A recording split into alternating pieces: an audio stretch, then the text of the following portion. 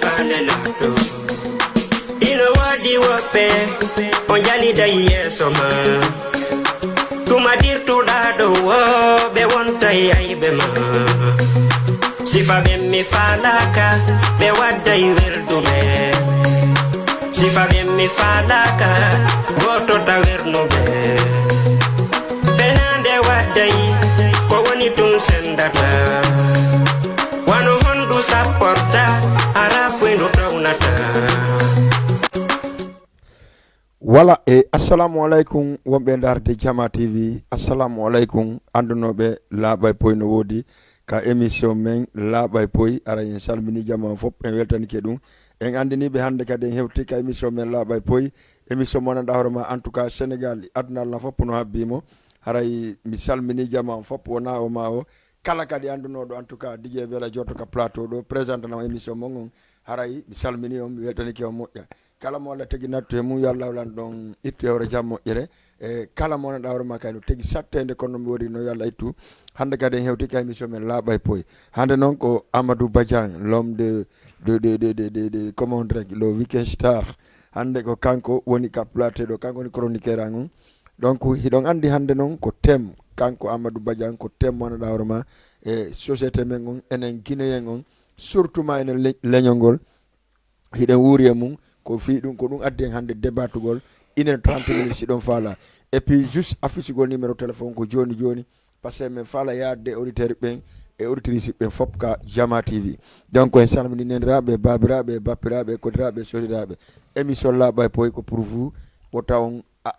sikki o tawon amu kala noon ka nanɗon ga andon ko o émission wiyete laaɓa e poy donc débat men woni adde on avant ka yo men artu mi artu e débat on d'abord mi salminay Amadou Badian minamo assalamu aleykum Amadou Badian. Maaleykum salam DJ Bella Joli aray kono wirɗa noon en salmini guinéen ɓen fof kala ko ɓe woniri hikkine yeeso salminangu neniraɓe men ɓen e babiraɓe men bandanɗa hoorema vraiment o saayi ɗo haray ɓe tooli hiɓe sabbi émission ji ɗi yewtaten fi mum andinenɓe kadi ko ɓe jannuno en ko haalaji moƴƴuɗi e piiji moƴƴuɗi ha joni en yejjitali donc e waɗa remercier encore une fois de plus à nos parents à nos mamans nos chers mamans kadi toroɗen kadi Allah mbeɗanɗa hoorema ɓe feƴƴini yo Allah lan ɗon hinnoɓe yaafo enen kadi yaafo guitteten en tout cas haray bienvenue ka Jama TV ka émission laaɓa e poy hande noon iɗen mari deux thèmes macca tun développé thème ji ɗin d'accord après wawen natude e mum naren kono remirten lowre nde. Merci beaucoup Amadou Badian l'homme fort l'homme de 24 décembre par ce que mami yewta ɗum ɗon d'abord par ce que hiɗon andi aduna on ko ɗiɗi ko hande wela janggo metta Amadou Badian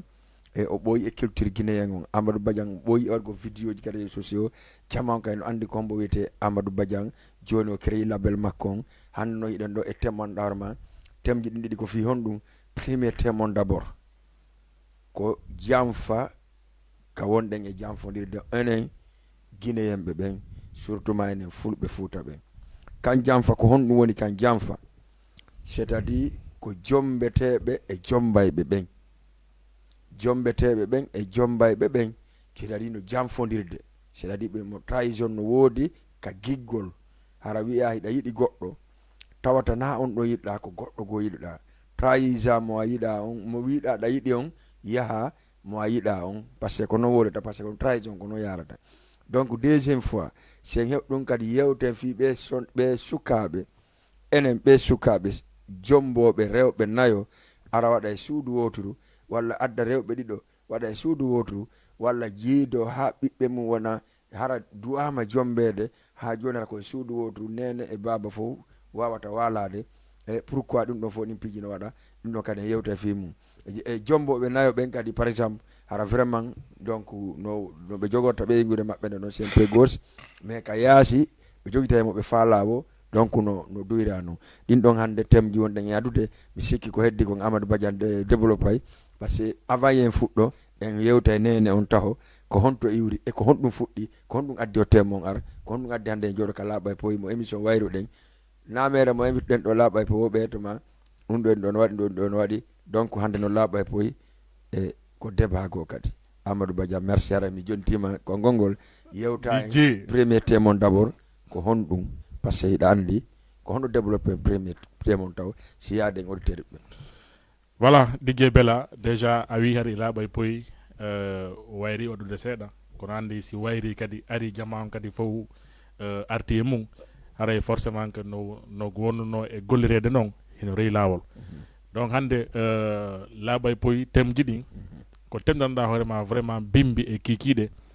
hiɗe yiide bimbi e kikiɗe kadi hiɗen tawede ma ɗen nande no wowle à chaque fois ka yaasi ma ka cuuɗi wona gunutu goɗɗi go yaltine goɗɗi go tawata ko janamɓe ɓen yata ha yaltina goɗɗi go kadi yata ko janamɓe harna guinéɓe sah nanta hino wowla haalaji go e hoore guinéyemɓe tawa vraiment hino satti mais si e ha joni kadi enen guinéɓe ɓen en nani ɗum ɗon en wawi yewtude fi mum hara c'est très important que kadi jama yo jentito moƴƴa hara kadi ɓe jentorali ɓernde mais ɓe jentora hakkille maɓɓe ɗen ɓe anda tun kadi en échange woni ɓe participe kadi massivement ɓe noddamo ɓe jonna idée mum ɓe daren c'est quoi la meilleure solution. D'accord. janggo se landoyama nden no ñawre ka watte wooda ko yewtuɗen enen kadi ka donc premier débat o ko suddiɗo goto nenirawo men ɓe jiidi sukaɓe ɗiɗo Aden e miñam mum ɓen noon janɗi ha fewndi jombugol miñan o on jombi debbo laɓaɗo machallah yettiɗo kadi ɓe yalti aventure ɓe ari ɗo e Sénégal kotirawo on woni yeeyowo boutique. D'accord. miñirawo jombuɗo jiwo laɓaɗo on woni manœuvre par exemple dans le chantier asoya par exemple gollowo chantier andi on ɗon moyguiɗi hino ɓurdir seeɗa forcément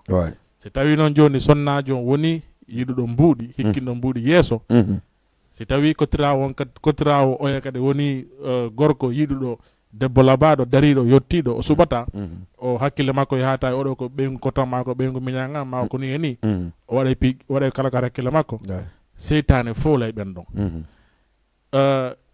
gorko on woni kotirawo oya yi ɓeygu miñammo si ɓeygu miñam makko ari ka boutique makko fi sodugol basalle e ko defirte ni walla couche ji parfois o inna mon mi o kiima parfois o nodda jiwo on hokka mo mbuuɗi d'accord ɗum mi o kiima jiwon no jogitori ko koto aɗen esira e mum joni noon yehi noon ha jiwon wowti mentalité Sénégal o ande joni kono woni seefa ande joni saare nde moƴƴa joni watti yo ko yaha doga business e mum arta jooɗo modi makko yaha golle ka woɗɗi kanko noon e koto modi makko e ha ɓe waɗi relation modi koto makko dardi jaati mbengu miñam mum ɓe wondi par ce que koye wowlu na en tourne koye wowlu koye laaɓa poyi direct yayten o jaati jiwon kañum kadi salaki par ce que wowti encaissugol 5000 10 000 parfois o aray sodugo goɗɗo woni o kima aysiya sodali o ƴettiri ɗo naada ka jiifa makko o jooɗo o fanka ɓe doginiri noon si o yalti yahi golle manœuvre chantier ji walla asugol goɗɗu ngo taw koto makko hino ɓaawo makko e hoore ɓeygu makko yehi noon no ha boobo heeɓi e hoore ɗum ɗon bobo yehi simi faami par ce que laɓɓay poy ko ma laɓɓinayi simi faami esiraɓe makko hennimo joni wona esiraɓe makko bonni joni non le fait que yehi ha jamam famira voilà esiraɓe makko voilà merci henni debbo yehi ha bobo jibina bobo janɗi yehi ha heeɓi hitande ba hitande nden timmi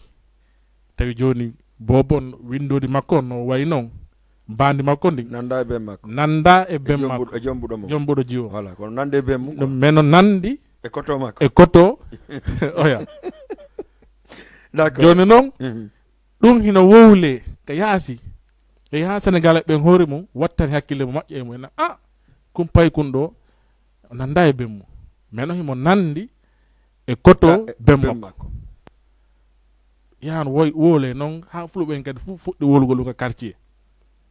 ha kanɗo noon haala hewti jongalle on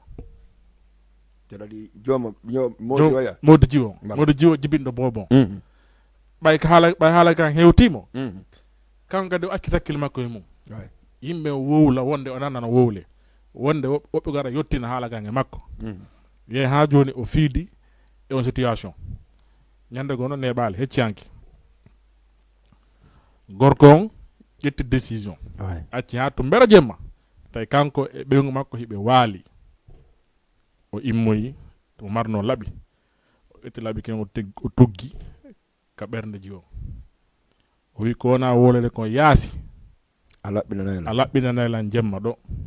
sina mi wara sina ɗum mi warama ɗo e wetude haray min on mi yalti leydi sénégal haray ko an woni perdant kisa wolanan ko honno woniri si tawi ko coton woni ben pay kunko Mhm.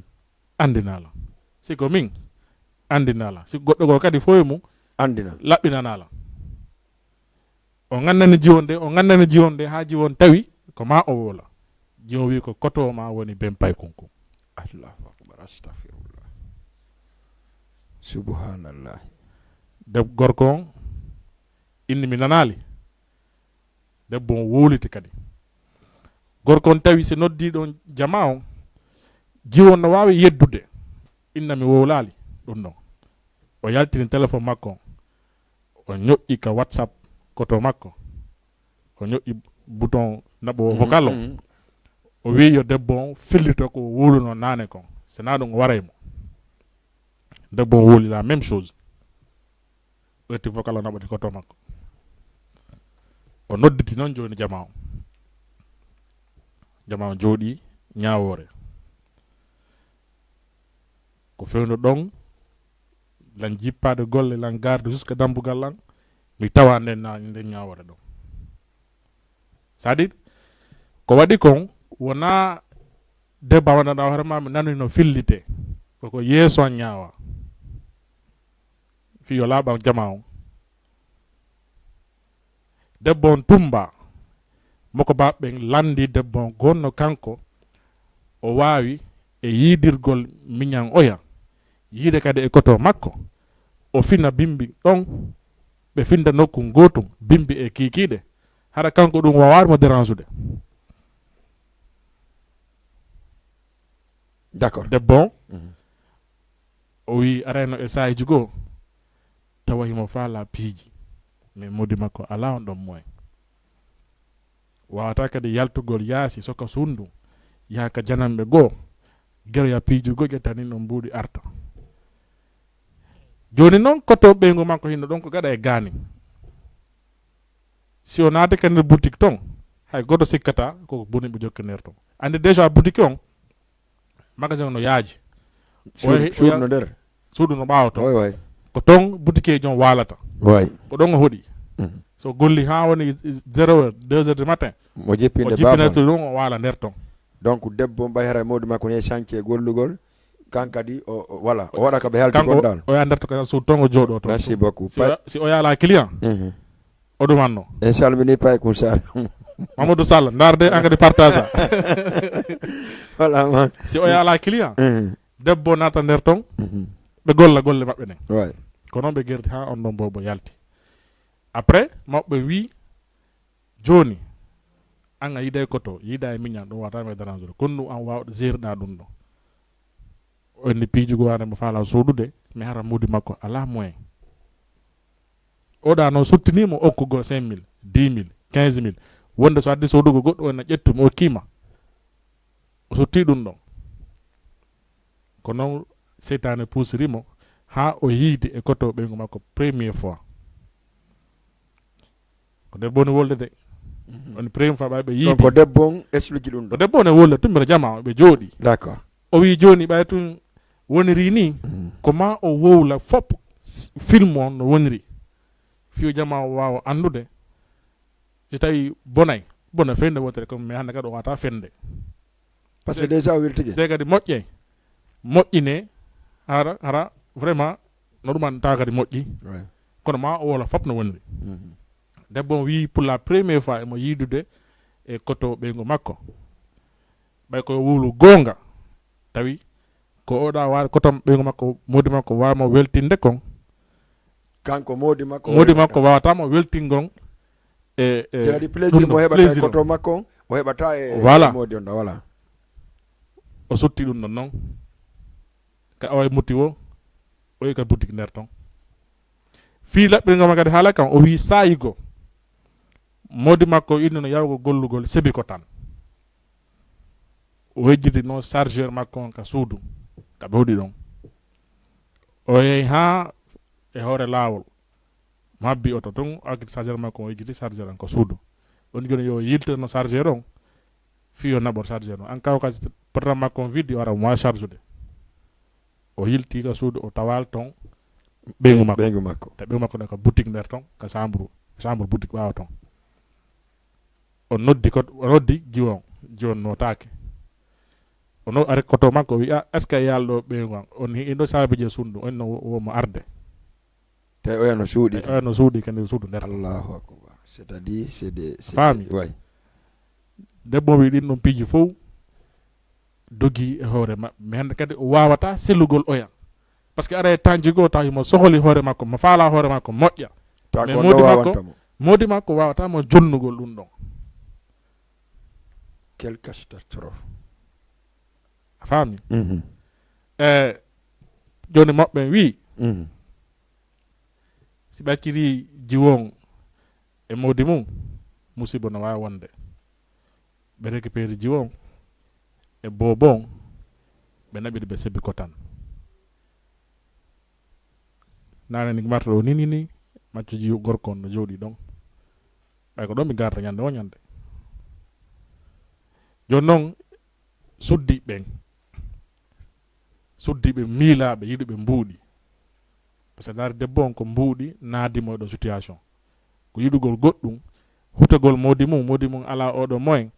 te andi gorko bimbe e kikiɗe sa mo dawa yaha golloya tampine ko fiyo arto o weltina ɓeygu makko ka suudu si ɓe makko no kan 100 francs ara 100 francs no woodi 1000 francs ara 1000 francs no woodi se kadi ala muññoɗa ko dewgal muñal won weldi wonno ko gotum mais ansi ɓeygu modi ma ala ko jokkugo goɗɗo go yaasi fiya heɓu 100 francs ma 200 ma 5000 francs reno satti DJ Bella. Merci beaucoup Amadou Badian jamono ni temon 78 116 82 38 78 116 82 38 kay mi solla bay poy min no wodi ko mi landoto téléspectateur ɓe fop noddaɓe ɓen o jiwo wadɗo ɗum ɗon tawi ko kanko esiraɓe makko wawi yiidude e baldi haa ɓe heɓida boobo o acca ɗon modi makko o heɓida esiraɓe makko mi anda ko question gonɗum mi wawi pootude ɓe nodday ɓe yewta en ko honɗum ɗon duwa hande kadi par ce que si ɓe andinali en ko honɗum ɗon duwa haray ha joni sat est ce que hiɓe duwa ono duwa accide ɓeygu makko est ce que ono duwa accide koto mum e ɓeygu mum mais non ko honɗum duwa waɗede donc ƴetten 78 116 82 38 ka émission laaɓay poy donc ɗon andi premier témoin ko ɗum ɗo musidɓe hande si en jooɗike en calculi no woni ɗen nu enen tigi wi miye wimami wiye awa c'est à dire par exemple enen ɓe fulɓe fuuta suusere reedu nde suusi ɗon nden mi hoolaki leñol goo no suusi nden suusere reedu mi hoolaki par ce que hay ka réseau sociaux sa ndaari a tawa enen ka suusuɗen kon goɗɗo go fayda suusa ɗin côtéji ɗin piiji c'est pour cela que hande arɗen e musidɓe men ɓen arɗen e tem mo yiɗen ka société men ka communauté men donc par ce que no woodi sifa ɗin piiji noon hino wadde woni ka keleyaje no wadde woni ka dewle no wadde joni noon an sara tawi an par exemple waɗaɗo ɗum on a heɓali hakkille a waray moɗɗo mon wartoɗa wona perdi goto e hoore hay fusi hoore ala ka tawoya Allah par ce que ɗum andere ko watton ko perte donc musidɓe ara émission laaɓay poy temon ko ɗum ɗo en salmina wonɓe ka réseaux sociaux ɓen fof fewno ɗo no darude e iɗon andi à chaque fois si tawi temo ari e yewta fi makko donc o affichana e numéro téléphone ka petti écran men yewten noddo men famodire yewten haray ko ɗo mi salminta kala mon dawrma en tout cas ino darde émission fewndo ka Jama TV no darde ɓe boutique ɓe fof surtout Médina Mamadou Lamarana depuis ri 19 angal 10 fewndo président mi salminimo par ce que a suubagoynere mo darde émission on e salminen kadi wonɓe Parcelles Guédiawaye HLM Grand Dakar Grand Yoff wonɓe nodde ɗo fof haray numéro téléphone affichama 78 pardon 116 82 38 78 116 82 38 premier auditeur o meɗen habbimo o haray ɓe jeddekete mon ɓe andi ko honɗum woni hande émission Laaɓa e Poye Amadou Badian ko solution honɗum woni e on côté ɗo fokke mi landuman ɗon maintenant on solution ɗon ko honno wawata ko honno wawata gerdede ha tawata probléme heɓotako entre ɓe e tato. non DJ déjà probléme heɓike hande ko welduɗen wo ko welduɗen eɗen kafa peji ɗin fof ha heddi hayso ko keleyagal tun en kafata kele itte sikki noon kadi dewgal sunna e farilla voilà Amadou Badian premier auditeur ka Laaɓa e Poye assalamu aleykum. aleykum salam on jarama. on jarama ino e jam. on fiiri e jaam. alhamdulillah ɗon nodda men honto ɗon inne honno. eɗen jooɗi Dakar mbeɗen noddan ɗo quartier Khar Yalla. merci on jarama ɗon make honno. inde nde min ñawlike nde. joni o nani débat ka adda ɗo kon ko honɗum onon kadi solution yiwɗon e ɗum ɗon grand. ɗum no heewi tewi aduna o. ɗum ha Fouta fof no heewi tewi aduna o. nam ɗum no heewi tewi aduna o noddi reddina ɓe ay ɓen ɓiɗɗo mum. allahu akbar joni noon min ni ɗum ɗon hande o entre o e koto makko onon e ɓeygu makko ko honɗum e solution yiwɗon ɗon hara probléme mum ɓurtali wonde grave ni ko ɓuri ko raɓɓuɗude yo miñira muñal no mawna on debbo on haara ko ɗum ɓe faala. nam haɗa ɗo no dagui la ko dagui ɓe ɗaɓɓi siko dagui noon koto makko jokkata no ɓengu makko wallahi azim donc gonga ma ko selluka key voilà mi salmini mi weltanike on min nana ko makko ɗon min mi weltanike on moƴƴa vraiment on jarama on jarama merci beaucoup allez merci beaucoup voilà premier intervenant wonɓe Khar Yalla no darde siwde Jama TV hay kaɓe joɗɗon ɗum ko télé bon darde par ce que ko wonde wolde kono répondre télé o allez 78 116 82 38 78 116 82 38 on nani débat on ko honɗum min mi laɓɓinanayi on Poye mi taƴa kadi pat goɗɗo min walla exemple min kotan min mi jomba debbo koto a reedina on debbo e musidɓe kon ɗum on solution yiɗon ɗum onon kadi ɓeɗo no wi hay Fouta Diallo goɗɗo reedina ɓe hay ɓiɗɗo mum sempe gauche way Badian ya sa no woodi andana goɓɓe ko woɓɓe maaki kon déjà no woodi hay reedinayi ɓe ɓeygu ɓiɗɗo mum ko ɗum woɓɓe maaki joni allahu akbar hadi ɓiɗɗo on tigui on. ok merci beaucoup 78 116 82 38 d'accord oui sadi moɓɓe manque joni ɓe wi no woodi hay reedinayi ɓe ɓeygu ɓiɗɗo mum no woodi kadi reedinayi ɓe hay ɓiɗɗo mum déjà donc ɗon ɗon solution maɓɓe ko c'est très simple tawi ko mi woni gorko on par exemple mi selay jomboya goɗɗo goo sila mari capacité mum mi jomboya goɗɗo goo ande ko sigadi ɗo piiji waɗata ha yiya goɗɗo no jooɗi ha heɓa 40 ans 45 ans tawa on jombali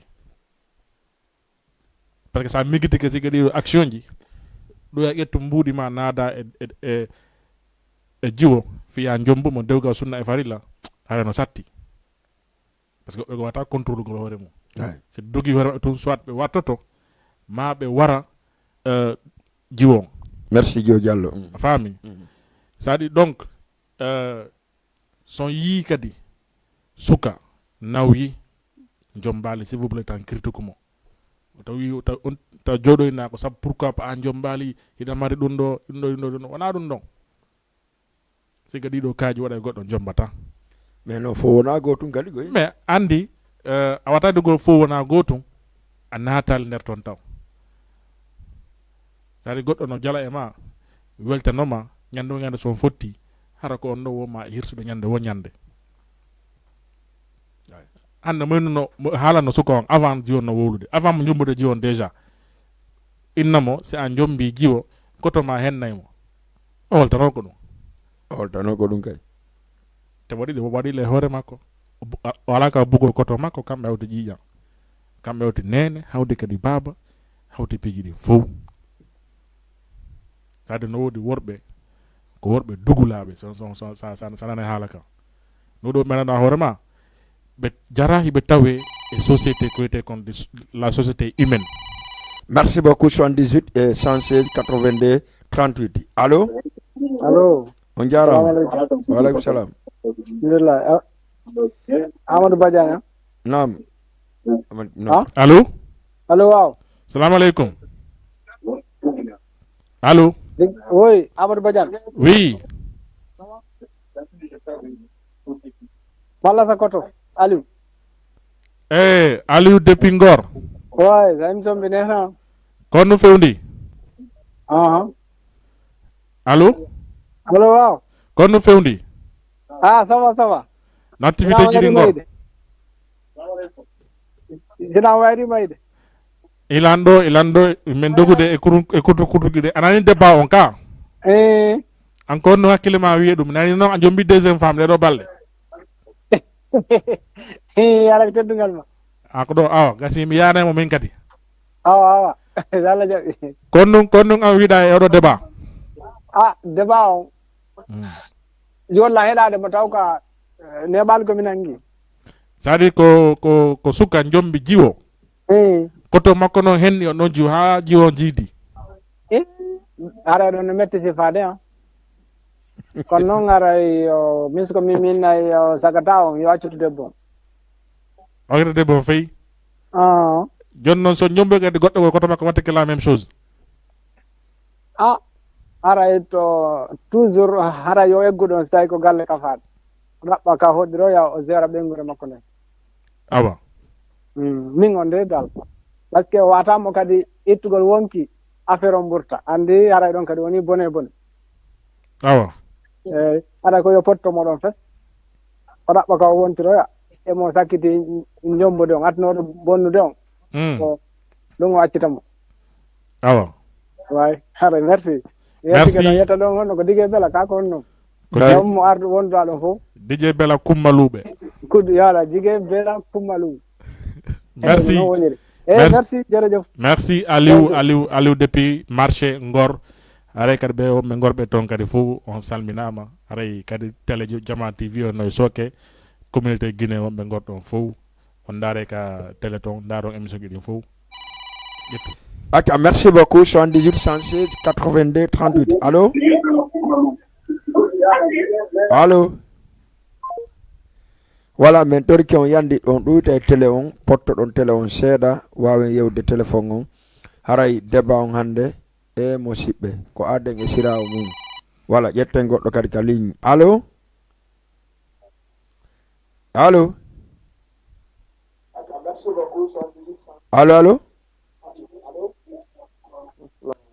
waleykum salam wa rahmatullah on jarama ɗon e jang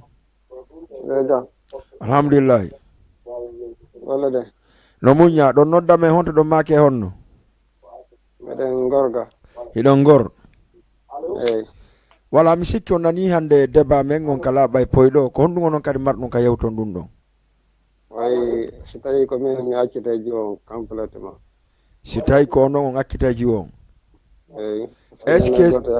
nene goto yagal no ɓuuri debbo nene goto yagal ngal no ɓuuri debbo mais si tawi noon ko nene goto mum on woni e wadde way andi an debbo wawi seedi de kono an nene goto wawata seedi de si tawi waɗal no seedi ɗo si tawi nene goto ma waɗal no seedi ɗo eyyi mais si tawi an nene goto o waɗima sifa ɗum ɗo accita e debbo ko par ce que ko debbo waddidira e makko joni noon lan dakori ɗum ɗon an enene goto ma on duwaka seedude si o waɗali ko sendata on par ce que wano ɗum ɗo joni si tawi nene goɗɗo ma suttima waɗugol ɗum ɗo tutan ko honɗum an waɗata haray koye accuɗon jombugol mo jombuɗa o saabu nene goɗɗo ma on akkitama an joɗoɗa ni non e nder ɗo a portana e binde makko rek ay andi haray on seedi eyi d'accord voilà en tout cas ko hunde hulɓininde vraiment ko hunde hulɓininde vraiment no hulɓina hersini tan hersini sifagol ngol sa vraiment no hersini kay d'accord mi weltanike ma nani jarama merci bien ok merci beaucoup 78 116 82 38 anani oɗo ko analyse kon woso kanko o akkita e debbo mais si tawi noon koto makko nene goto ha joni c'est-à-dire no ñoññilanimo sifa ɗin piiji ko honno kanko miñan on waɗata dije ko nana min numa si tawi gorko on woni gorko dugula reno satti par ce que awata feragol koto ma e nokku awatama kadi haykude la meilleure solution ɗo c'est quoi si tawi hiɗo wondi par exemple e région goto hiɗa mari moyen yawgol e région goo jomba jiwo goo yaha e région goo akkitama ka wonɗo yaha e région goo 78 116 82 allo allo DJ nam on jarama hiɗon e jam o jantontina ala toon alhamdulillah eyyi débat mo ngono weli de eyo ɗo maake hono ɗo noddamen honto joni mi ñawli kay innide kono mokka yetto nden camara mi ɗo jooɗi ɗo Grand Dakar camara depuis Grand Dakar mi heewi ko mi salmini o gone o débat mon ɗo no foti mo hulɓini mo waɗi grave awa kon woni solution ɗum ɗon camara o yi min o solution ganndo siko min wogo lakkita debbo on debbo on o bonni ɓuri kono hara kotam ɓuri bonnude par ce que sa calculino debbo on siforno ha ɓe wawi yiɗude debbo on e bonde ko gorko ko kanko gorko on ɓuri bonde nam par ce que kanko suttinimo par ce que kanko suttinimo way si o noddu si o waɗano ɗum ɗon debbo on hay si miijino ko nokku gooɗe en o lakka makko nam min de nakkita debbo on kono noon siko min si woni ɗimmiti min e kotam men gaynayi camara nam andi ɓe wiyey gorko no wasi a seppi hitande har a ñamali a jonnama ñiiri a ñaamo eyyi no selli ma addanama boluwal ngal ombi hiɗa weela hiɗa humpa andu koko nder ton eyyi no selli ken ko gorko yi hino faala eyyi c'est-à-dire ko koto oya yi jiwon yi ɓeygu miñamo yino faala mo jaatade eyyi debbo on kadi hulali her sali eyyi o mijitaki oɗo ko esiraɓe am eyyi o jaabi gorko on ko faala ko gorko mo faala nanugol kon woni honnu woni awa eyyi est ce que noon joni hara si debbo on arno holliti bolonda on a kaari de wi no faalalan jaatade min ko min de dal on mi akkita debbo on go'o ɗum ɗon ko premier fois ko akkitaymo tam marde accuwara mara ma woni ande se kadi noon piiji ala premier fois ala deuxième fois kaka wat ɗon ko ɗon ɗo ɗon helde a faami eyyi donc ɗo acteur principal on fof actrice principal on ko suddi ɗum ko suddi ɗon kanko de par ce que kanko jaɓi a faami so andi siko ɓeygu ma siko moƴƴoni on debbo siko moƴƴoni ko mordi makko ha neno sawna on o jokkirimo ni ma suis pas d'accord je suis pas d'accord avec vous mi d'accord nale camara même mi d'accord nale on ɗo kala par exemple yafoɗa camara hara joni min ko mi jatto debbo woni eyyi min ko mi aranta ko fiya heeɓu ko fiyo mi heeɓu eyyi no selli si debbo on kadi ko bonɗo eyyi o jaɓa mi heɓa eyyi mais ɗiɗo noon komin bomɓe kono ko debbo kongol li faale mais min komin gorkongol li faale kono ko debbo kadi ñinni dans les conditions normales wallahi dans les conditions normales camara gorko on wonno duwano ka yahude ka ɓeygu miñam makko par ce que mo andi hakkille debbo ko wona hakkille wallahi et puis an Kiki Badian ka an explique ɗo o kayno debbo 5000 o kayno gorko 10000 o kayno debbo 5000 alors que kanko ko 5000 ji din nabori wa parce que oda so dayno mo woni pour no arda pour no minuma ma si d'accord dugula on ko dugula min ko mi d'accord ko dugula on ko gorko vraiment debbo nyinni unde me dugula ko gorko wallahi nam Camara nam andi ko debbo woni pina oto ko debbo dogin oto so oto dogi afamali bajan on dit la vérité non bajan andi debbo andi wala na do tayno fala gorko no fala debbo e jadi le problème que je pose ko be boyno don ko be boyno si dawno gorko ngalano ko 3000 4000 10000 gorko debbo ngara tano wowla ko fala no wowola tano ko gorko on tawi kañum no faala si esa yi waɗa yo rewru ka mbuuɗi waɗa saɗa ɗi ɓe dugulaɓe ɗiɗon le premier dugulan ko gorko on non bela premier dugulan ko debbo on donc an ko ɗum yiiɗa don jama naate ñaawo ok 78 116 82 38 78 116 82 38 min on voilà ƴetten goɗɗo ka ligne assalamu aleykum allo oui DJ nam on jarama ɗon e jang yento alhamdulillah no golle iɗon nodda men honto ɗon inne honno bon mi ñawlike inde nden d' accord joni a jentike temo ko bari kako Diallo kako so ko Diallo merci monsieur Diallo a jentike temo ngande ka laabay poy ko ɗum wiɗa e ɗum an kadi way kono mbaɗigol ɗo ni on ɗo wadde ko salda mi hiroto mi weltano on to fi temo merci beaucoup eyyi yono gonɗum wawi haalugol andi mo ɓeeɗo koye joni suwamu ngo way mais min si tawi ko suwango ko nde wotere waɗata way o nde wotere waɗede noon wona histoire fi ɓullo fof kadi honɗum watta on histoire ko par ce que mi jaɓay kala ko waɗata waɗa nde wotere lanna nde wotere kotira wango mi harnaynomo debbo way mi harnaymo rewɓe oɗa noon ɓayere nami makko hawti ƴiƴam mi ƴettomo ka maɓɓe mi natta bonkiyagal makko ngal o yuri ka maɓɓe ngal mi natta ngal ka maɓɓe min mi hilno ko mi jokkata kon kono noon potirawa ngo mi harnaynomo rewɓe mi harnaynomo mo ɓe kadi siwano e makko kadi aduna mum o d' accord e monsieur Diallo wa min miɗo andi min ɓe wi ko pelletɗe premier duguliyagal ngal ko gorko o waɗi ko par ce que ko kanko hollino meeya no weela no faala merci beaucoup mais Diallo siɓe wonno ɗo ngaɗuna ɓe e gayni tant que gorkon propose ali mo ƴettata Diallo ɗo wayno wonde haaɓe ɗumanno min mi jaɓali ɗum ɗo kono Diallo ma ko piiji ɗiɗi waɗa wadde ka waɗumo kanada maɗa adunan fof sifota hakkude moɗon fiwata wattu deuxiéme fois e goɗɗo goo kono Diallo mi jari sa itta wonki makko ittuki ya waloyoɗa haybata pakkaɗo jama min mi ittana e moɗum mi arna e mo rewɓe merci monsieur Diallo merci beaucoup mi weltike merci ok merci 78 116 82 38 min ɗo min point de vue an on fof wallahi asim ɗe yewde mais point de vue on fop komi andi kon komi yi kon kadi a réalité ko gorko waɗi non gorko on holli faale ɗayni debbo o ɗaynu debbo on ko bonɗo je suis d' accord c'est déjà badian an tigui a wi debbo on o wi'i o yahata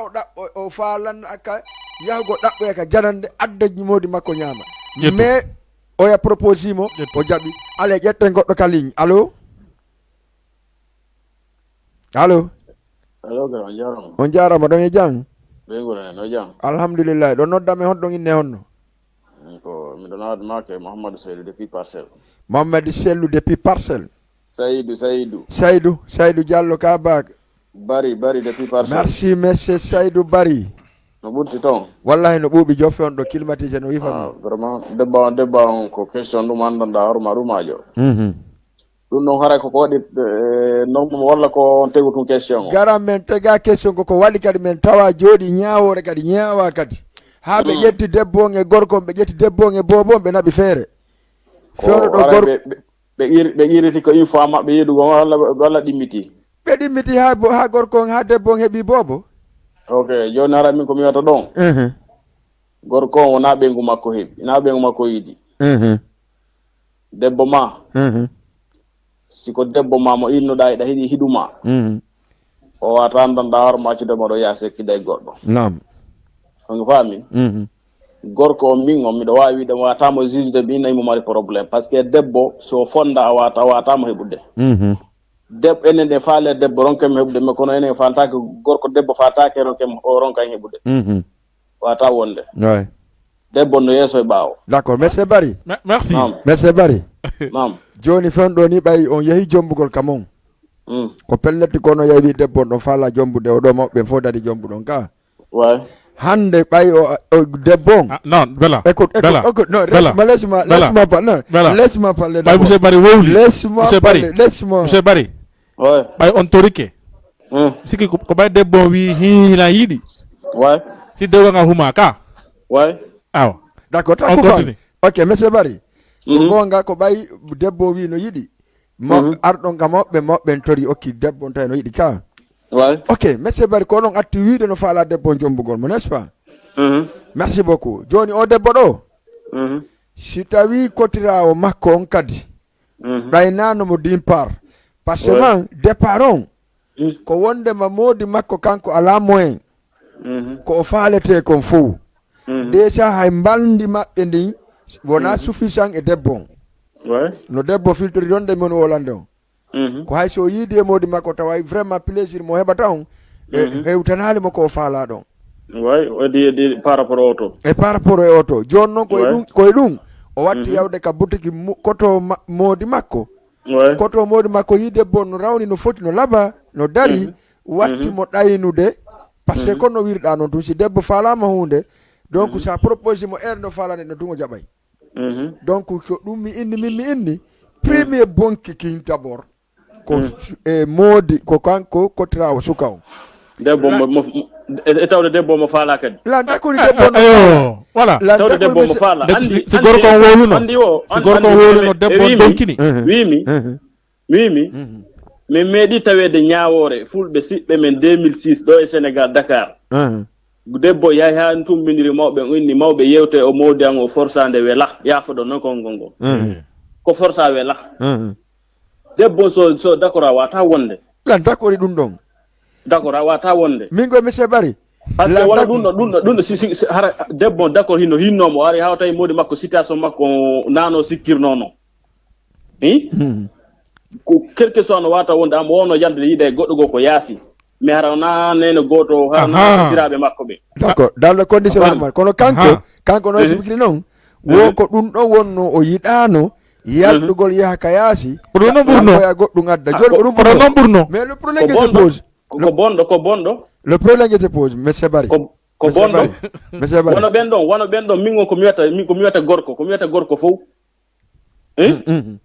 ɗum ɗon sa heeɓi ko foye ma ko nder andanɗar ma ɓeygure ma ɗum ɗon wata accu ɗimmita maɗo ɗuma debbo ma so accima ko suudo yeyi ko yaasi ta accu ɗimmita a faami on ɗon rendema par ce que koko bonnata société ɗum ɗo andanɗa hoorema ko foye entre moɗon d'accord o wawi maccado e andanɗa hoorema ya fréquente e nokkugo ɗum ɗo to accude par ce que woɓe lanninoyde ko muyna siyata d'accord ndiyan rewta e laawo koɗa wowi rewde ɗo ok merci monsieur Barry depuis Parcelles Assainies 78 116 82 38 ara ɗon jooɗi vraiment ka émission mon laaɓay poyi hande laɓɓinay ɗo poyi par ce que no woodi ko DT mon nden yarde dans 15 minutes en arti kadi deuxième partie on allez 78 116 82 38 min ha jollan jogiti sincèrement parler ɓay ko wolu gonga premier to ɗon ko gorko non parce que ko gorko yiyata debbo wiya no faalamo baja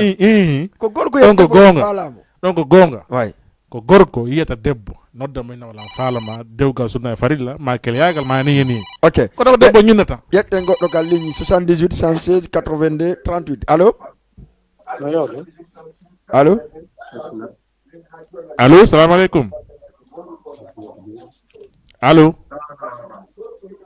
ok ƴetten goɗɗo go kadi ka ligne 78 116 82 38 ɗon ɗuyta e télé mon on seeɗa wawen famodirde sina ɗum koko télé omen on nande kon ɗo darde ko Jama TV eɗon andi no partout e Sénégal e si Allah waɗa no jaaɓi bientôt kadi Jama TV arre ko falen ɗon 78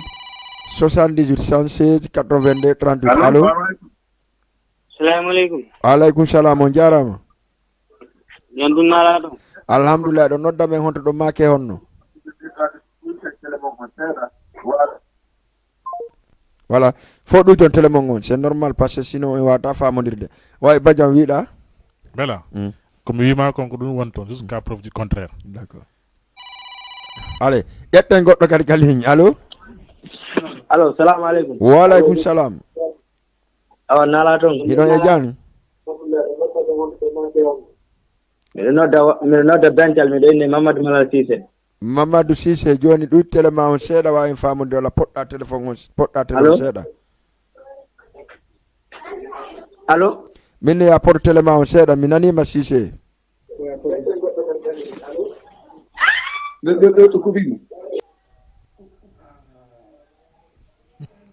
ok on continue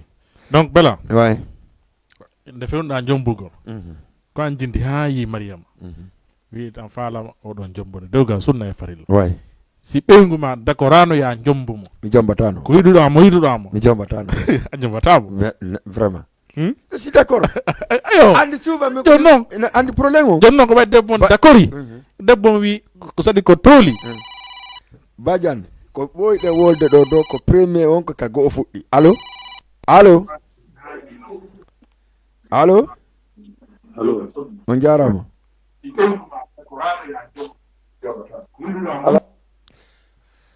ok merci beaucoup 78 116 82 38 78 116 82 38 onon e émission Labay Poyi DJ Bella e Amadou Badiane tem monnoɗa hoorema en tout cas ko enen guine on société on jeeymo alle ƴetten goɗɗo kadi ka ligne allo allo assalamu aleykum. wa aleykum salam jarama nala toon hino e janno marsude alhamdulillah hiɗo nodda men honto ɗon wiye honno are me ñawli gayinde nde yettore nden Diallo meɗen nodda Grayof. merci Diallo depuis Grayof haray min nani ko holuɗon ko émission machallah o weltanama merci beaucoup haray oɗon kadi ko ɗum addan kon solution ɗon haray envie am haray koye gorko woni koye nene goto am o woni way est ce que mo andi ko isra makko jonno est ce que anga faami moƴƴo ma momo adduwaka ɗandi mo yahande goɗɗo ko ɓawa hoggo acca ɗon isra makko en tout cas so tawi ɗena o dugula ɗon kay ko dugula noon ɗum noon kadi ko miñam makko kadi accani mum ɗum miɗo andi ɗum noon haray na e debbo ngedde anga donc a siko an ko ɗum watta koto ma sigo min ko sendata men gon ko tiiɗi kes d'accord merci Diallo weltanama merci beaucoup merci Diallo depuis Grand Yoff merci beaucoup 78 116 82 32 Badiane hunde fof ko go'o fuɗɗata Badiane iɗa mari ɓeygu ko mi yeyi wallahi ko an yehi wi'ilam moɗo joɗo labalam falamo jombude o jaɓi Badiane uje tout so wino o way cool Badiane o ñammodirtano bela le premier des choses ko an wiɗo no faala on arɗi bonnude par ce que oɗa raali wi kañum no faala hay somo faala o laali faala ale ƴetten goɗo allo allo ok d'accord merci 78 116 82 38 a faami min miɗo andi premier des choses hay si tawi par exemple min bela mi jarto goɗɗo komi yimo mina o joɗo laba et puis ko jiwon wombi o ko wombi simo faalalan o wata o kara han warta yangone moyiɗi meɗen wondi mais ko min tawata pellere awa joni mo wadde mouvement fiyo men wondu mi ara minamo no wayi ɗa janno marsude joni numéro ma etc sadi départ um fof ko min il faut abset ɗon premier dugol yagangal ko kanko gorkon deuxiéme nani tawi ko debbo on ko bonɗo comme noɗo wiri noon ko bonɗo mais la première des choses ko gorkon atti par ce que kanko wiyata go'o o yawi ɗiɗi allez ƴetten goɗɗo kaliñ 78 116 82 38 allo oui maître on jarama nala toon hino e jang mi anda allo voilà mi sikki tum ɓeɗo falji a faami donc c'est ça donc haray min ko ɗum mi yiya en tout cas allez ƴetten goɗɗo ka ligne 78 116 82 38 allo Jama TV hara so mingil fe fonde Jama TV way d'accord miɗo heɗima meɗen heeɗima ka temɗa jenti ka d'accord kon nu ngadduɗa kadi o defa o jippira kader groupe sonkay on defa ɗo no metti sifade de wallahi kono wiyetoɗa min ko Mamadou Mala Cissé mi yeyete ok ene nodda Bentali depuis Bentali Mamadou Malal Cissé eyyi hara joni ko an ko honno wonno solution mo gerdata on solution ɗon misigo min ko debbo mi accitata min joni haray debbon e koto ma komo ɓuuri bonnude kamɓe ɗiɗo on haray ko koto on ɓuuri bonnude est ce que a faami yewtere moƴƴa taw non mi faamiti ko on ɗo wiide ko ko wiya ko aadego koto mum e ɓeygu miñam makko kotirawo on henni ɓeygu miñam mum kono noon a andi ko ɓeygu miñam makko dakori ko gorko wowli ko sigdi reedu yalti ɗa andi ɗum eyi miɗa andi andi so gorko wowluno debbo on donkinimo andi ko ɗon harayno mais non faut pas monopoliser debbo gorko wowli debbo no faala ɓe absetime ko debbo woni ko gorko woni premier tort par ce que kanko atti wiide no faala ɓeygu miñam makko c'est la vérité mais ko ɗa validi bela ouais Jordan Cissé s'il te plaît bela ouais Cissé mais poto an tigi hoore mum duwa ka wadde ɗum ɗon min somingi hoore an ɗum mi yaltayno ko nde hoɗano mi yaha mi ɗaɓɓoya nokku goo ko mi fijida ara wona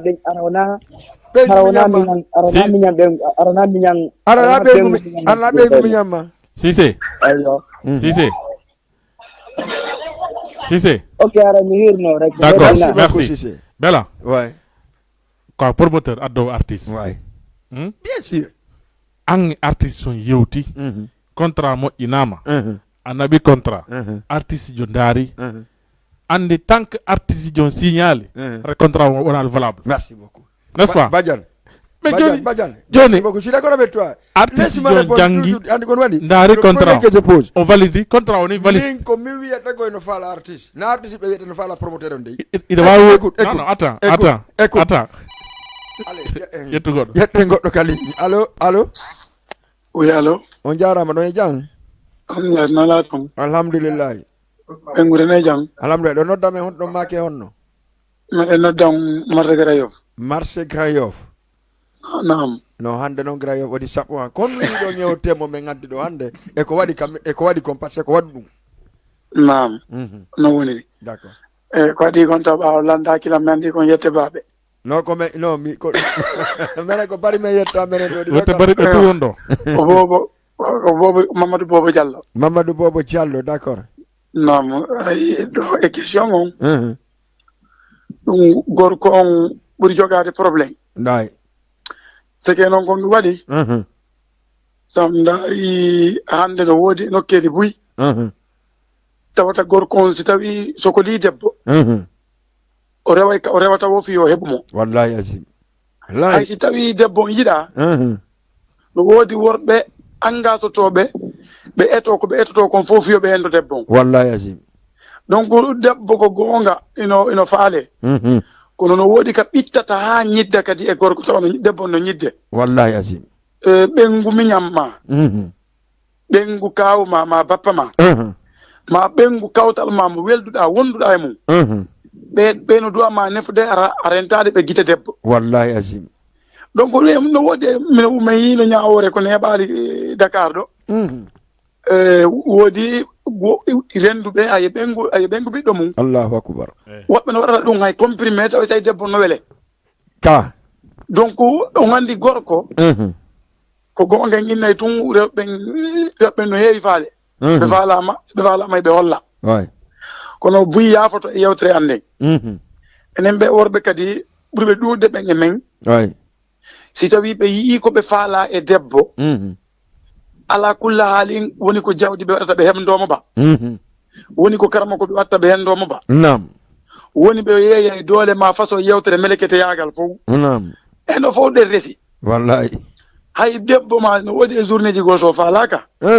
hiɗa rewa ka rewata wo fiya hen ɗum wallahi azim mako donc ɓiɗɗo gorko no doit rentade e piiji go e ko tawata par ce que histoire debbo koko lannata ha adna lanna wallahi goɗɗo no ñamanama milliard fi mum ñaawe ha lanna kono probléme debbo probléme leydi ɗum ɗo mo rentake ɗum ko ɗum yaltintamo ko ɗum waratamo d'accord ɓiɗɗo gorko rentoto e debbo mo duwaka wonde debbo ma ko woti gi boni wo ko boni rewɓe ɓen rewɓe goo no waɗa goɗɗum wara ɓe anda ko si feƴƴi ɓe anda ɓe waɗina ɓe niside tawa wala tawa ko so waɗi sabu ha ɓe waɗi kon ɓe andali ko waɗi sabu ha ɓe waɗina kon ɓe andali iɗen yiwde ɗum nokkeli buy kadi waɗi par ce que buy fiji buy waɗi piiji buy machallah yo allah yaafo allahuma amina kono no woodi nokkeli buy tawata debbo si a sokolimo tigi tigi ay so yiɗa a etoto ha henduɗamo d'accord donc aɗa on gorko ɗon ko gorko du'aɗo wareede normalement si o waraka mo du'a wartade walla o yalta la poy donc non on gayni debaw ora mi wuri noon no iɗo gandi min on gayni debaw non o gandi min mi yi ko woni wo ko woni ɓeyni pullo fuɗa ko fuɗɗode ka go'o fuɗɗota eyyi kay ɗo yomi wiwu ɗiɗi hay go'o mi wi'i par ce que min miɗo andi ko pelle reddu ɓe ɗiɗo kala ɓe holli dugulu yagal ɓe fof ɓe holli dugulu yagal premier holɗo dugulu yagal ngal ko kanko sutinɗo faale ɓeygu miñam makko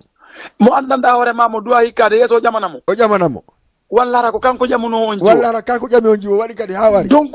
effectivement on debbo harayno nefa ko faala worɓe wallahi rayno laɓmilla laaɓa o anda fewndu o waɗi ɗum o faamaali fewndu o waɗi ɗum walla o waɗina et puis famede kadi yewtere nden on andi ko ɗum waɗayno ay moodi makko jonni mo dépense o e sodugo ka boutique o yaynano hay sa soodale accu ɗon a wala et puis oya yalta kadi golle oya ƴetta kadi ɓeygu oya naada ka chambre mum hara so oya yilti kadi ari tawali ɓeygu mum ton ko yo innuno ɓeygu ma no wayni lan no yaɗɗono gono arde ko fiwo taw so ari o tawalimo ton ko fiwo taw piimo ha ɓeygu makko wiya koto mami wonno on andi ko ɗum waɗi no ɗo buyi nam ɓe yiɗata ɓengu maɓɓe merodira e miñirawo maɓɓe ma kotirawo maɓɓe ma kawra maɓɓe jogiiɗo bitiki ma ɗum magasin ma tabal walla jogiiɗo oto ma ɓurɗoɓe moyen ça par ce que kon ɗum waɗi si tawi debbo on no weliɓe ɓe suyniremo ɗum no waɗi kadi takko amen nokkugo ɗo ko neeɓa donc gorko woɓɓe par ce que debbo ma to ɓe modi ma o hayfina way o andano debbo jogorte ndaari no labiraɗa o modi o wawata dankade wallahi o waɗa debbo on cokas sisi eno Diallo nam min kadi ɗum ɗo mi wolay ɗum ɗo yan hande pour la première fois waaw min ɓeygu an goɗɗo tawayno mo yeeya ka o yeyata ɗon hande go en ni hara sina sabu walla ɗum modi makita mi jombama wandala jooɗi ɗon nam mi acci ha o yeeyi o départ o yeeyi seeɗa mi yeeyi mi hewto min mo ko fiyondu wiiɗa modi o ɗakite jombamo o wi par ce que o debbo no wakkili wimi donc simo wakkili ko wakkili modi makko jombamo wimi ñanden ta rewɗa ka taba woko laɓmi waɗayma o wi ka woni modi makko wimi komin tadi ko maako ko yewɗon ko moni timminande on ko goonga non c'est à dire debbo ko faala o debbo ko haqqile ɗen no way wono endini way noon voilà vraiment mais sincèrement parler ɓiɗɗo gorko no woodi hay ɓengu kawtal ma mo welduɗa hay si tawi kanko o yeytotora ko yeytotoɗo nam an on ɗon mo duwama nefude duwamo iññinde few hula haqqe neɗɗo mo wonduɗa on mo welduɗa on itte sikkino mo hawtuɗa hoɗo itte sikkimo hawtuɗa nene wallahi ajib on ɗon no duwamo kalkidde est ce que ko debbo walla gorko o duwaka wonde debbo e masa neɗɗo on duwaka mo darde par ce que go exemple on gorko ɗon o duwaka mo hay ronude ko bidesa ko ɓengu mi ñamma voilà hay ronugol o hanamo ronude on histoire hay so ɓen ɗon ɓe seedi ɓiɓɓe ɓe jiidiɓe ɗo somi wi histoire debbo lannata way so daari kam en fuutaji men a tawa woɓɓe no mandina ɓenna ko ɓen ɗo heɓinno baba ɓengu baba ɓe ma ko soro o heɓinno ɓengu soro o histoire mum tanki aduna no heddi haray no ruulude ka nder hoɗo seede ko maku ɗon kon nam woɓɓe jommiden no ka amen neeɓi nam jaka ko nder fijidare maɓɓe jommiden ka saare voilà ɓe arti noon amen ɓe woni ko yata 10 ans 15 ans nam goɗɗo goo noon iwoye ka saare kamɓe wonno toon ɓe fof on tigi ari o wi kaari jaka o arduno ga ɓe mawɓe amen ɓe naɓengu makko ɓe nawo naɓengu makko dey ɓe ko ni e ni waɗi kamɓe tun humi dewgal antur maɓɓe mi o ari nam debbo walano ka hoɗo ɗon nam tani debbo walano ka hoɗo nam tawi gorko hande kadi ala ka wowla ko Allah waɗi kaɓe wondi kon fof kadi ɓe jiiɗo daali nam on andi tawi jama on anda wona ɓeygu maɓɓe réel nam on faami donc histoire debbo lanta gonga mum on juuti lannata vraiment mi weltaniki on moƴƴa vraiment no wami kadi mi weltaniki on fotofota wona seeɗa on jarama aray on jarama o weltanama d' accord aray omar on andi wallahi jama on no duwa foti wattandela ɓe anda konto debbo felete ɓe anda kadi ko honto kadi debbo woni duwaka felede wallahi par ce que no won nokkeli buyi ko worɓe ɓen fortira façon no n'importe quel moyen moɓe mari wallahi ajib ɓe no ɓe hendoram aray mi ɗo hiwri auditeur ɓe ɓen fof e kala dendanangal ɗe haalowogal ɗengal men ɗo ara mi salmina fof miɗo jarna ɓe weltano on weltora on d' accord yo allahu taala on faw en jaam ɓeydana yurmede makko nde allahuma amin yo allahu taala o damden sifa ɗi jarrabuyeji ɗo ɗum ko jarrabuye amin amin barakallahu fikum aray on jarama mi weltaniki on monsieur Cissé haray voilà émission koni tun e ñande o ñande émission laaɓa e poy mi sikki noon en ko deuxiéme partie on wonɗen e yawde régime Badiane andi monsieur Cissé koko temmo koko mi wowlanma kon ko ɗum wata ɗo kala wowlowo ɗo tawata vraiment a wata fayda remportota kami ɗon voilà ƴetten dernier auditeur ɗo e ngar deuxiéme partie on voilà allo jarama hinon e jang jantumo hiire jang ko a woni sonnajo premier nodduɗo men ɗo hannde kono noon o hirtaki taw allo wimi a woni sonnajo premier nodduɗo men ɗo hannde o débat mum min kadi yomi wowlu seeɗa ɓay ilande mo fuɗɗi émission mum meeɗa nande debbo goto no wowla nam miɗo andile ko minen rewɓe wona wolede onon kadi kan ɗa inne hono ɗa nodda men honto inni ko goonga ko wona yewtere kon debbo ko debbo ɓuri bonde par ce que goɗɗo ko gorko yiɗuma o ko gorko yiɗuma si tawima Allah yiɗa waɗata merci ko yettiɗa o ko yettita watta ɗon nodda on benatale d' accord isin benatale mi woni noddude ko Aissatou minete awa aja ɗuy télémon on seeɗa par ce que andi ko gorko yiɗuma o ko gorko yiɗuma an debbo on woni goo woni ɗiɗi woni tati nayabun ɗum ɗa dowa présentade moodi ma wolanamo antir hakkunde ma e makko so tawi noon debbo na bonno surbeya ha o daraw taw an debbo on ko wolɗago ngo gonga est ce que on faami meɗen faami si tawima Allah ɗuytu selon tawima Allah a gundike moodi ma antir hakkunde mo iɗa yiɗi nangude on tigi a nangaymo hakkunde mo gonondiro tun o nango tawa pelleti ɗum ɗo ko nene goto makko mo hawti e nene e baaba woni wadde ɗum ɗo lapoy kono debbo on waɗani ɗum o deƴƴiɗon tun andi yimo boni ko bomɓe ɗiɗo yiidi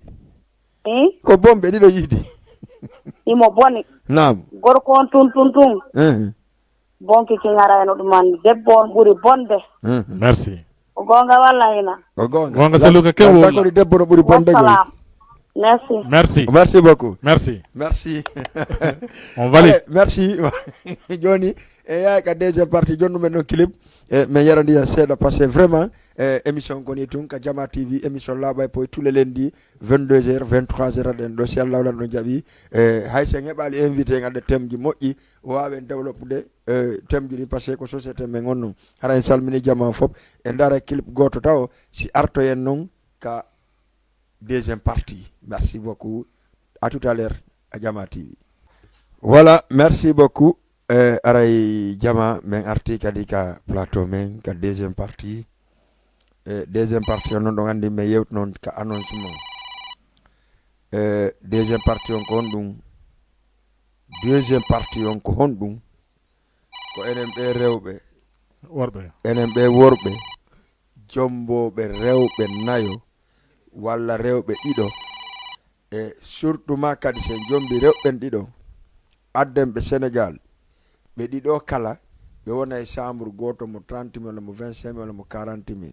hara turuji mabbe din si be wadindira turu ko e walo ka leydi o ya walo ka danki kanko e modi makko. Est-ce que c'est normal en don be sukabe? Est-ce que c'est pas normal? Donc ko dum don woni deuxième partie on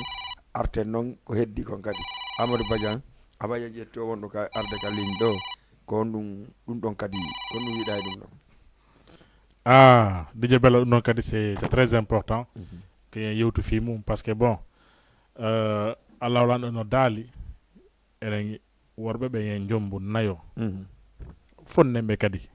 e cende den fo woni ka joga golbe ka danka golbe fo dal har den fonni be mais non DJ no hawni sa jombi dido tato nayo a goto ɗum déjà yaha ha jokkinama an gorkon sabu honno e nder yontere nden par exemple ka be hiɗa duwa tour debbo be hiɗa duwa yawgol waala ka mum ene yontere nden tum maintenant imagine an a gollay ñalorma bimbi ha e kikiɗe jippoɗa arta ka suudu wala hande ka Mariama wona ha e leereji go Mariama faale ma ko maale waɗanama faale makko ko ɓeygu ma waɗana Mariama faale mugo janggo kadi e mardi yaha wala ka keema ka tano faala modi mum non kadi ko ma waɗanama faale makko c'est obligatoire parce que ko ɗum voilà ko droit obligatoire ko ɓeygu ma ɗon kontirera noon a gooto 4 fois balɗe nayi a gooto tawata ɗum ɗon ko ma ensena ɗum ɗon an gorkon kontuma fawɗa fowtade d'accord ko sahi hommo foltinta hoorema donc bela en développe o ɗon kay tem Jama o naata kadi participa no ɗande min on tem ɗon c'est à dire ka ronkugol gorkon walla ka ronko debbo same mi waɗa ɗum maale am par ce que kanko wino engagade hiɗa andi kon ɗumi probléme an ko honto pourquoi debbo gorko jomba rewɓe ɗiɗo adda ɓe e même chambre goto jiiɗoda e maɓɓe ɗon kamɓe ɗiɗo kala miɗo andi haray rewɓen ko ɓe muññigoy haray ko no gasa ko muñal ngal watta ɗum walla no gasa ko yiɗirgo modi maɓɓe ngo walla ko yiɗigo dewgal ngal mais est ce que enen ɓen worɓe ko watten ɗum ɗon est ce que c'est logique no est ce que l'islam no jaɓi ɗum Allah ko wi jombo ɗiɗo siɗa wawi noon no fuɗɗi déjà e ka wonunde si a andi a ala moyen no losira mo be e nokku mum mo be heɓa intimité mum o mo be tawa hino surrande mum o kañum tun andi si a ala on ɗon moyen modi sa yiɗe faala ɗiɗo a waɗi ɓe tour o yawana Guinée o yawana Sénégal ɗo oɗo hota oya ara mais siɗa faalama contrôle go ɓe non ɗiɗo fof e suudu woturu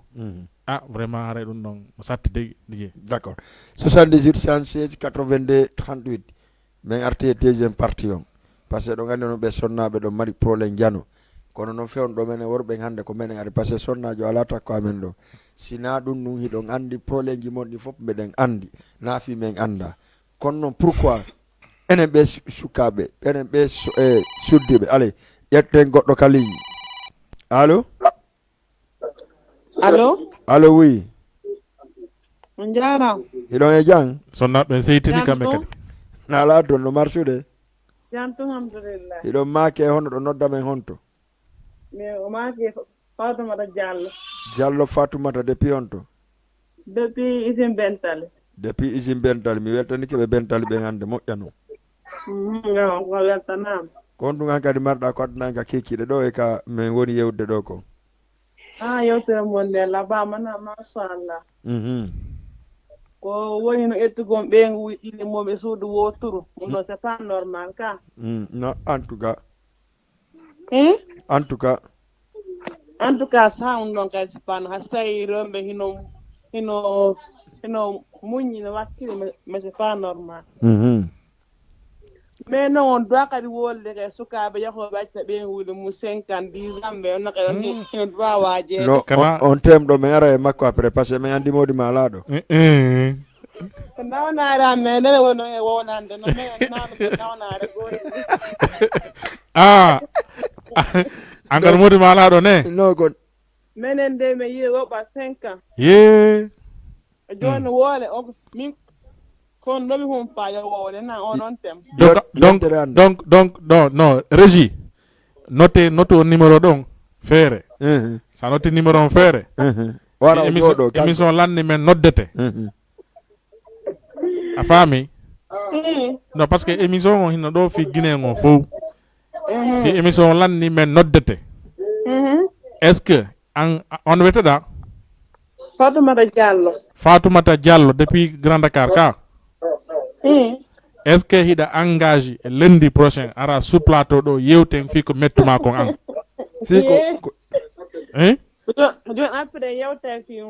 joni ko watten min noddete wolanama minen mi wolanama. Ok, awa sallah jam. D'accord. Inchallah. Merci beaucoup. Ok, njara. Voilà, donc ko non de mo kala ko temmere mun ne fala e nyawndu donc me yenta hande kadi temji go boyno wodi kala bay poy 78 106 82 38 ko kadi ka bokkum wala aray si tawi goddo la ka bokkum badian andi be do yide si fadin piiji ha gere wadi be hibbindira ndiye wulde aden e sinamu hibe wonde suudu woturu modi mabbe yalta ya golle kono haysi modi mabbe no yaltino yahi golle hakkille den jodotako ale 78 116 82 38 allo on jarama malato no e jan a faami hakkille den jodotako parce que mo andi mo ɓeygoli makko ne ɗiɗi déjà ɓe feppano faalirano ko iwito ko ngerme ale ƴetten goɗɗo kadi ka ligne allo on jarama allo oui on jarama iɗon gaja alhamdulillah nala ton alhamdulillah fami on iɗon maake hono ɗo noddame hon to Mouhammad Salou depuis Grayof Mamadou Salou Grayof meɗen habbima Mamadou Salou Grayof kon ɗum addanta an kadi ko ɗum komin yewɗo ko honɗum e mum yiwɗa ko honɗum yiwɗa gonɗaro maɗen do accude na min temon ko honɗum yiwɗa ko duwaɗen accude e mum enen kadi mais ɗo kay fayda no hulɓini to ga na ɗo fayda debbo on ko salte mais ko gorko on ɓuuri wonde salteje d'accord e yaltinne on temo ɗo mais c'est pas problème joni ɗandi kon to wonde ka deuxiéme partie enen rewɓe enen jomboɓe sonnaɓe ɗiɗo adda ɓen wondina kadi e suudu woturu hara inna joni si tuuru oɗa on hewti oɗa weƴƴita ka leydi waalo oɗa ñande tuuru oɗa on wona ka danki est ce que ɗon kadi ko logique non na logique par ce que normalement so tawi moyen ala kon tigi wata hejjindinde ɓe ga ko nder saare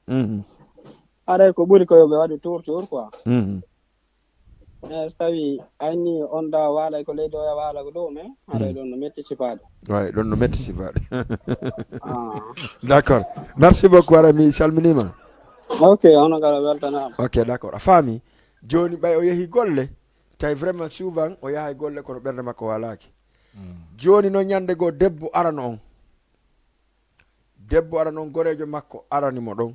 ɓe yalti hiɓe yahi ɓe ñalla ka gore ka on debbo aranɗomo ɓeygu makko modi makko jippoyi golle ari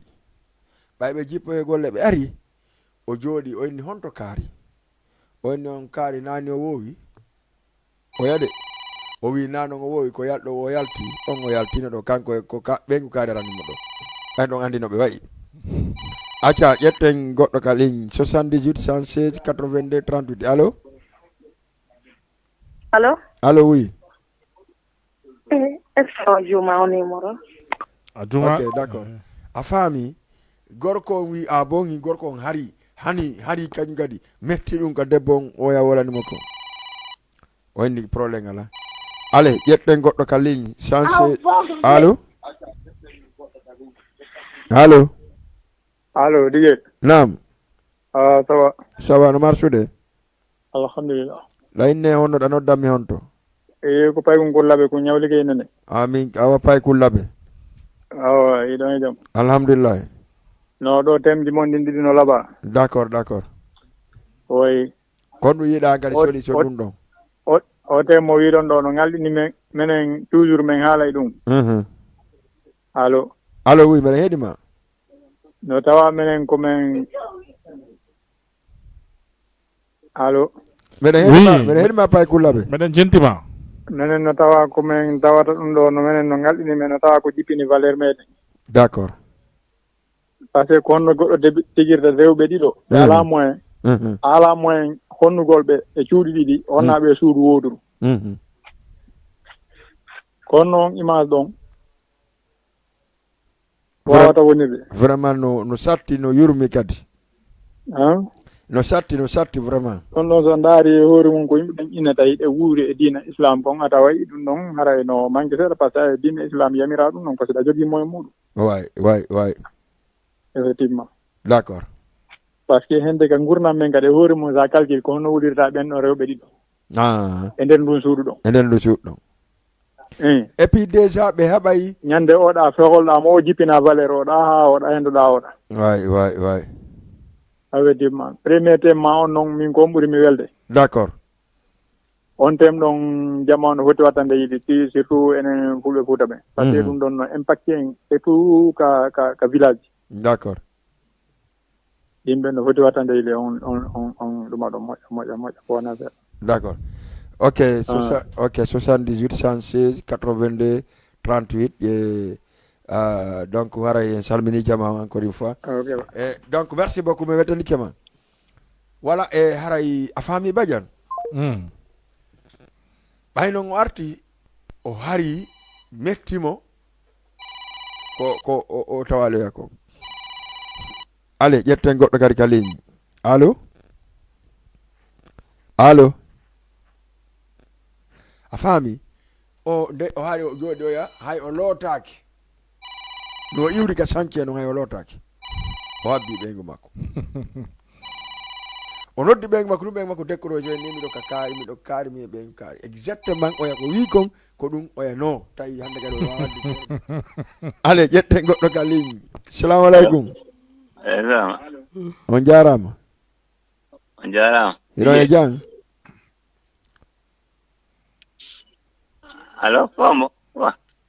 allo allez merci beaucoup donc waray ko Jama TV wonɗa noddude fewnɗo ka télévision direct donc teddugal ma a faami o ari o noddimo ni o ari o ya tun ari ni monsieur Ba tayna monsieur Ba ko honto yanɗa aago o yani onon kadi min e ɓeygu kaari iwdi ɗo o aranan ɗo yo mi yaw min joɗɗon kam makko seeɗa ɗo gandi kamen ga min feppata o ya wodiri noon tun modi makko waɗimo banto wonso piiro gordo gardana ha jongalle on nodda wi ko honɗum ɗo woniri yimɓe men fof no wi ɓeɗo ɗiɗo koɓe siina o wi koɓe siina o ko cuuɗi jelolu wi e nder galle o wi ko suudu wotu ko ɗo e siina ɓe ɗiɗo kala woni jongalle on inni awa probléme ala yehi janngo mum oya ƴetti bagage mum o yahi golle o yahi ndiyam oya ɗumanni wulni ndiyam ha ɗan wuli ari wi hanki komin fenata e hoore mum o yimɓe ko enen teɗo yetti ala hoyɓe allez 78 116 82 38 allo allo oui on jarama on townay noon bowaw seeɗa men nana on goy ala to eyo no marsude jam to meɗen heeɗi on noon kay ɗon inne honno ɗo nodda men honto depuis Grayof eyyi mi andi noon hannde onon Grayof mi andi Jama TV ɗon andi mo few mbeɗen andi de Jama TV o moƴƴa merci beaucoup haray an ani teme ji ɗi ɓe gaɗɗo ɗin deuxiéme partie teme on konno wiɗa e ɗum en tant que a sonnajo en tout cas ɗon dal min ko min ɗum ɗon na ko laba noon de ɗum ɗon ɗon jippini ɗon rewɓe moƴƴa ɗon duwa wattande ila onon ɓe worɓe par ce que man on duwa andude valeur debbo Pulo Fouta ɗum ɗon ɗon jippini en ɗon muradu moƴƴuru sa yi yimɓe ɓen woɓɓe ɓe yiyay ɗum ayba en par ce que goɗɗo mbiɗa wawi wiide koye men woni so wona ko laba fait on duwa change comportement ɗon onon worɓe waɗayɓe ɗum ɓen ɗum ɗon duwa change normal noon d'accord na ko laba fait ok d'accord mi weltanikema Grayof wallahi par ce que ɗon duwa andude ko Pulo Fouta no mari valeur no woodi woɓɓe dal mi andara ɓe anda eɗe mari valeur e dal safe taray ko honɗum mais ɗum ɗon na ko labano d'accord sa ala feere sa déjà wata jombu sa ala feere wata jombu ɗiɗo so wiya yon jombu nayo goye mais ko siɗa mari feere sa ala feere sa fortu hoore ma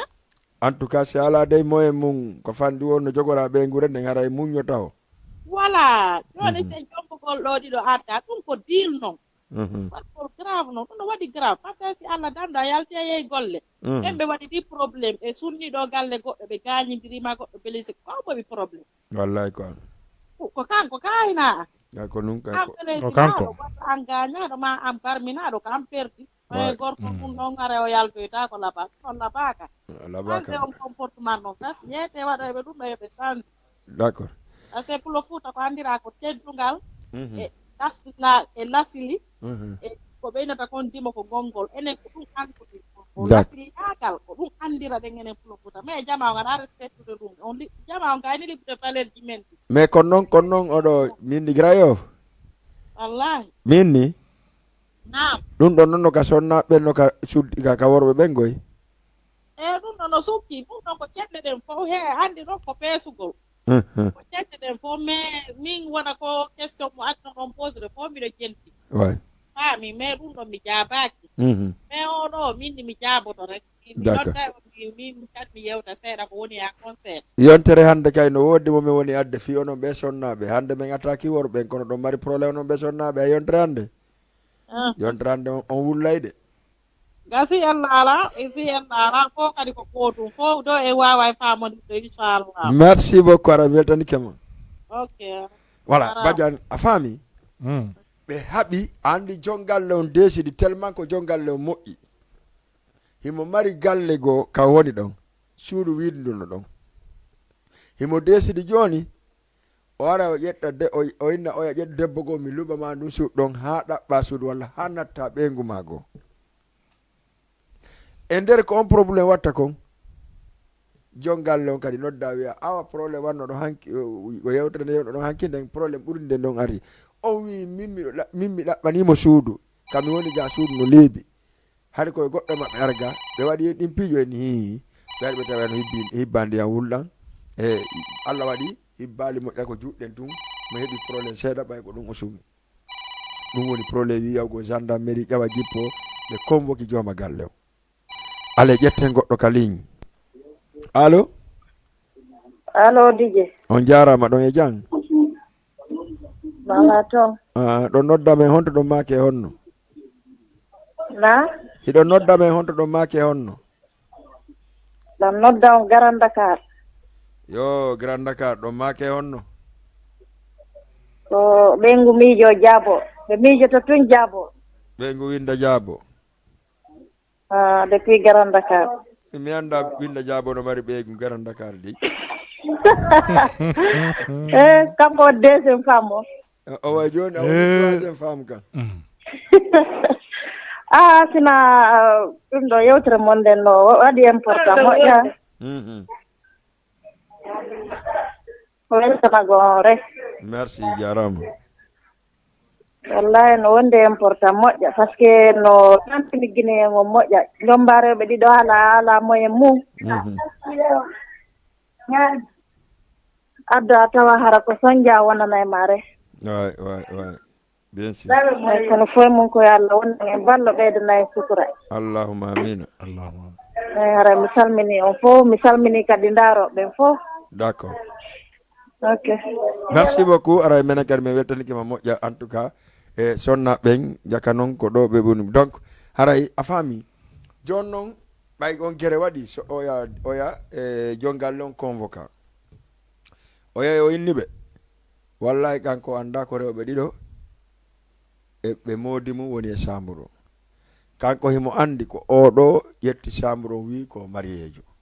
kono anda ko rewɓe ɗiɗo jombi tawi ma ɓe jogui to 3 jours jongalle on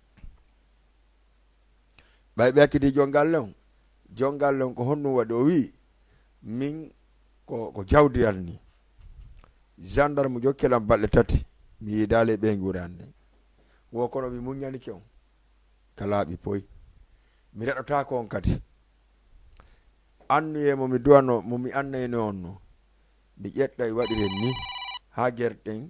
ha heɓon suudu Allah ha natta ɓe nguma ale ƴetten goɗɗo kadi ka ligne allo Assalamu alaikum. Wa alaikum salam.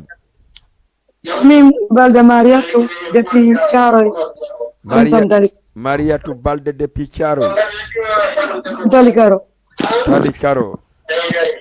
Mi tamji monde famade mari importe. Merci Mariatu. E premier saison. Ɗon ngara min ko debbo mi feli. Ah premier on dow ley. Oui. Si gonko kalamama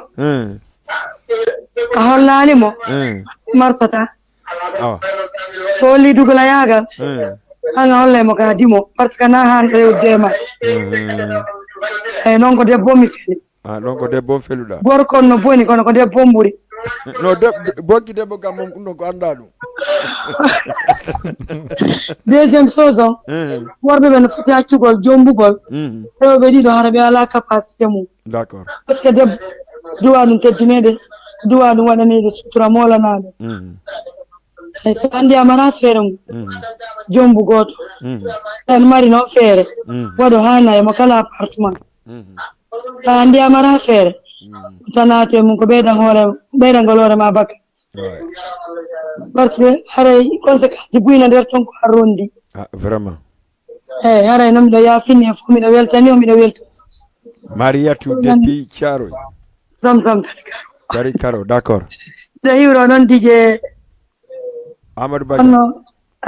Badiane mbiɗo hiwroma on kadi doole mbiɗo weltani on weltori on dole ɗe foronde noon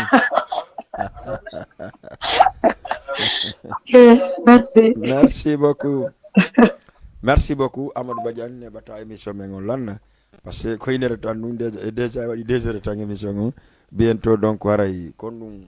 marɗen ko ɓurten hande kadi waynude jama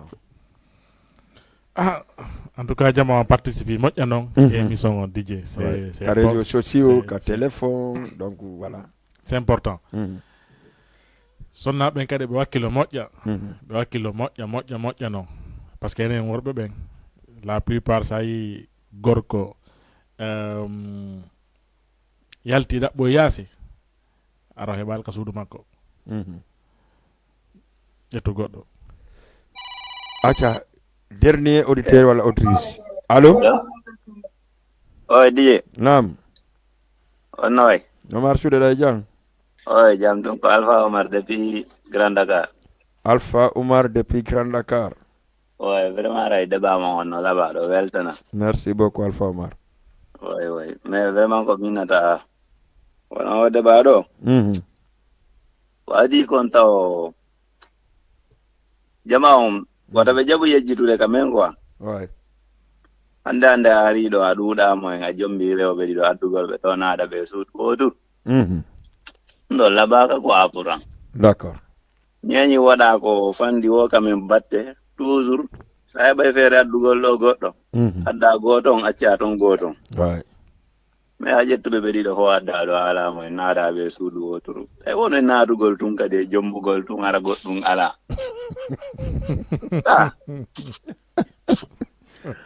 alors newani en hannayo kono kosi feere mum no woodi d'accord voilà so tawi woni feere mum noori waɗu kono si feere mum ala waɗu ber ko ina anndi min lan jaɓi allah no nenoni e mbay ko l'islamu wi ɗum kono ɗa anndi portoɓe kañum dakora ɗum kamɓe dakora ɗum mais et puis les portoɓe kañum no mari moyen non andi ɓe mari moyen ɓe dakora ɗum enen hiɗen dakorana kono e naato e waɗugol ɗum kadi ara en ala feere mum voilà c'est ça voilà so tawi ɗon hiɗa hunnani ɗiɗo waɗu ɗiɗo mais so anndi a waɗaɓe jogoɗude ka saare ɗo accu goɗɗon ka men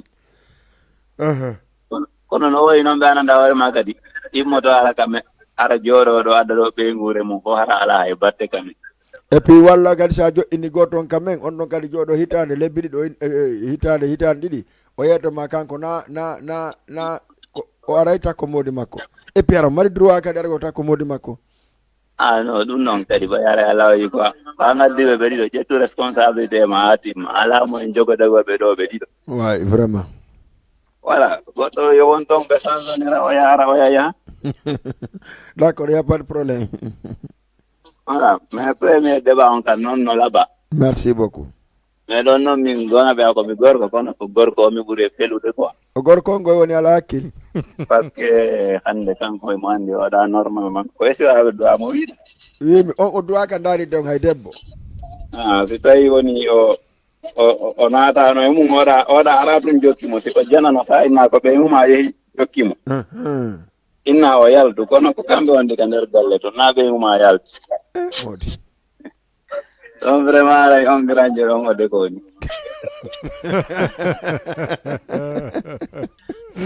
vraiment ok d'accord aray laɓama ko ayɗo weltana moƴƴo merci beaucoup merci beaucoup merci Didier merci Amadou Badiane kon wawɗa waynorde émission on ha e lundi prochain sallah jaaɓi kalaɓa e poy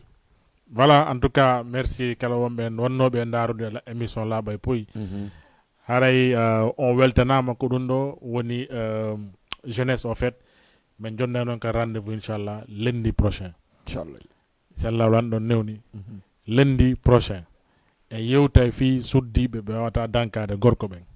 no en yewta kadi fi suddiɓe accoɓe moodi mum yahana moodi goɗɗo suddiɓe acceɓe moodi mum keloyo ka yaasi suddiɓe ɓe moodi mum jonnata dépense ɓen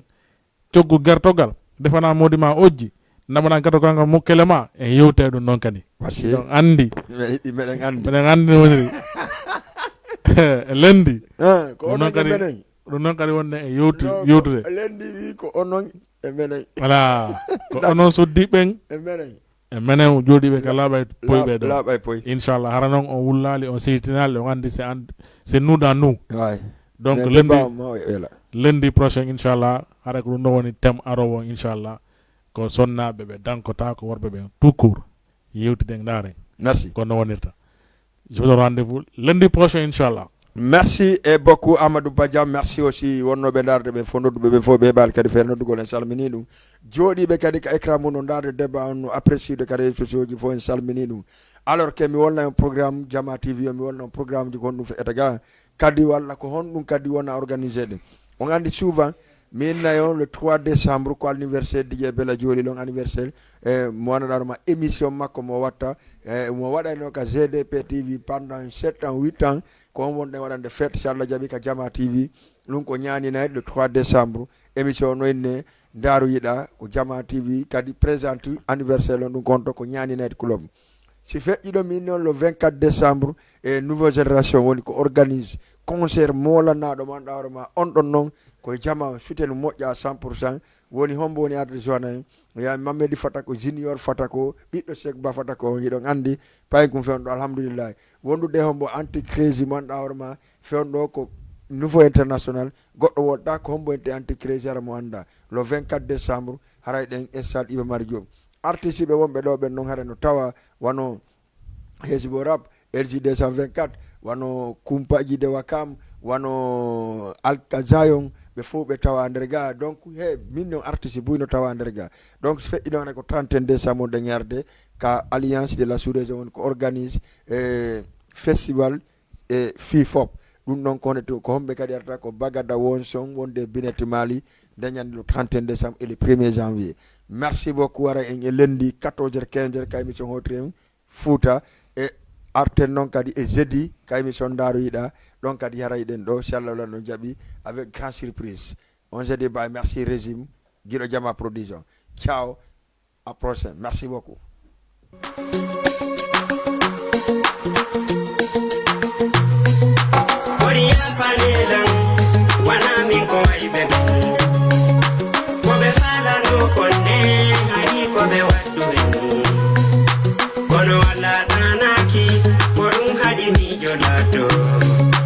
Kono wala tanaki kodum hadi fale lato